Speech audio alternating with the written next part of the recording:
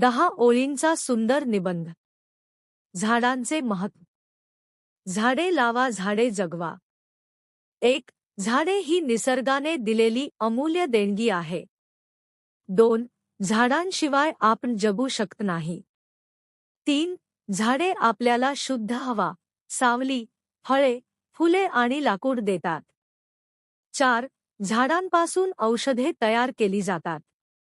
5. झाडे आपली पृथ्वी सुंदर करतात. 6. झाडे वातावरणातील प्रदूषण कमी करतात आणि हवामान संतुलित ठेवतात.